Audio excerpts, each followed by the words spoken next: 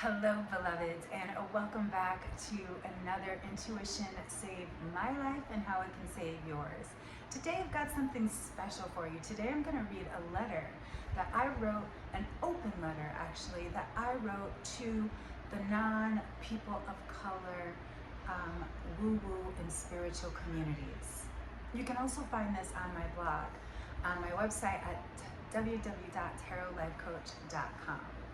Hey woo-woo world, before crystal wearing was cool, attending retreats with a high priestess was enlightening, and performing moon rituals was fun, Black women seers, now officially known as psychics, have been quietly, often in secret, holding down spiritual practices for generations. Within the last 5 years, spirituality in particular, woo-woo has seen anything from witchcraft to tarot cards has surged among women. As more become empowered with gender and sexual equality, wellness, and self-directed spiritual practices, the ever-present stain of racism must be addressed. Our now billion-dollar industry was built on the demonization of African spirituality, particularly the dark-skinned, evil black magic woman, stereotype that for centuries have perpetuated our communities. As an example, in the Matrix trilogy, the all-seeing, middle-aged, vice-written black woman who not only guides each character's destiny, the Oracle, offers insights for the very survival of their civilization, is feared and seen as a dangerous woman. We all remember her, right? More recently, the stereotypes have been depicted in American Horror Story, The Coven, as a mean-streaked, baby-snatching Madame Marie Laveau. Her deadly and dark voodoo magic was frightening to even the supreme witch, portrayed as an elegant, classy white woman.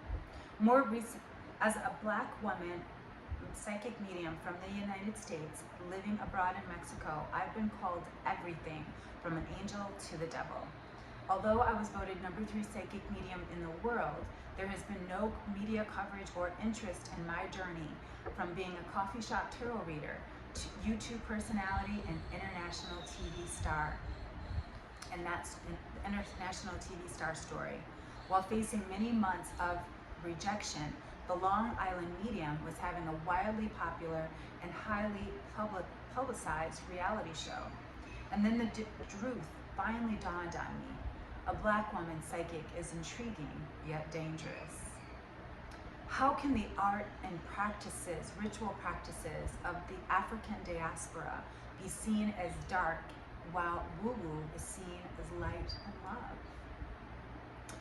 How can what was once illegal for Black and Indigenous people of color to practice now is not only acceptable, but readily available at your local supermarket? Where's the distinction? It's not only cultural, but also spiritual appropriation. It's monetization of their reverence and sacred acts. It appears as though every indigenous culture has been included in the modern woo-woo practices, which continue to flourish, while the very people who originate these falter under financial hardship and economic instability. Beyonce's recent single, Black Parade, claps back at the stereotypes. Don't I smell like Nag Champa incense? Referring to a comment made on the red carpet.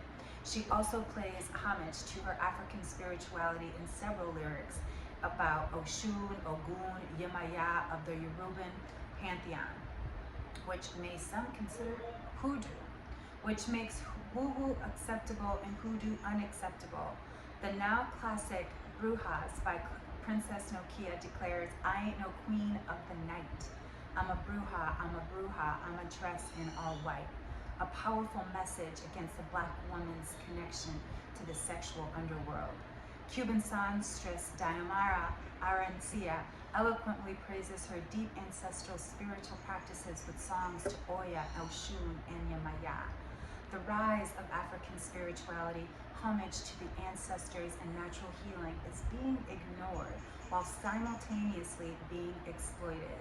The ostracization of Black women psychics from the woo-woo world clearly demonstrates the injustices of systematic racism with the realm of spirituality, including its communities, healing modalities, publishing and media outlets, merchandising, and more. The act of spiritual bypassing is consciously choosing to overlook or subtly ignore these powerful truths. This open letter is to shed light on the often overlooked contributions Black women, especially those with psychic and intuitive gifts and or healing gifts, have made in the woo-woo world. Ashe.